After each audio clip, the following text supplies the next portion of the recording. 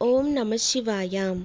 ఎక్కడైనా సరే శివాలయంలో కూర్చొని ఒంట్లో బాగుండని వారు చంద్రశేఖర అష్టకమును శివుని మీద నమ్మకంతో చదివితే వాళ్ళకి అపమృత్యు దోషం రాకుండా ఆయనే పరిహరిస్తాడు. వారిని నేను రక్షించి తీరుతానని అంటారు. చంద్రశేఖర అష్టకం అంత గొప్పది.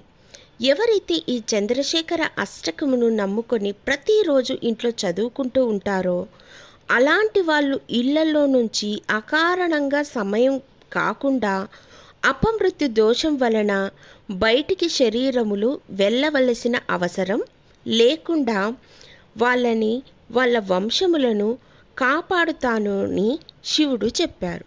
ఇది చదివిన వారికి, దీనిని విన్నవారికి అపారమైన కీర్తిని, తేజస్సుని, ఆయుర్దాయంని, కృపను ఇస్తున్నాను అని శివయ్య చెప్పాడు.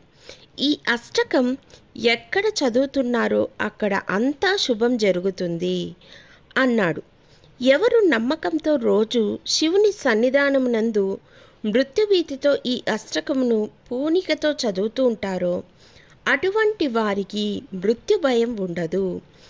ఆపదలు రాకుండా పూర్ణమైన ఆయుర్దాయం వాళ్ళు పొందుతారు.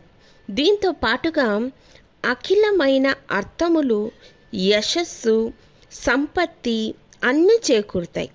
వీరి ప్రయత్నం లేకుండా చిట్ట చివరి రోజున చంద్రశేఖర అష్టకం చదివిన ఫలితం చేత ఊపిరి జారిపోతున్నప్పుడు శంకరుని నామం జ్ఞాపకమునకు వచ్చి చంద్రశేఖర అంటూ ప్రాణం విడిచి ఆయన చేతితోనే మోక్షం ఇవ్వబడి ఆయనలోనే కలిసిపోతాడు.